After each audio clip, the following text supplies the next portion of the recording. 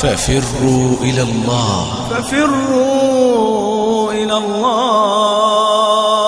لا يظن العبد منا أن الإنسان لو ترك هذه الوظيفة لله عز وجل فيها حرام فتركها لله عز وجل أنه سيموت فقرا وجوعا. لا وربي، اعلم أن الأمة لو اجتمعت على أن يضروك لن يضروك إلا بشيء قد كتبه الله عليك، ولو اجتمعت على أن ينفعوك لم ينفعوك إلا بشيء قد كتبه الله لك. رفعت الأقلام وجفت الصحف.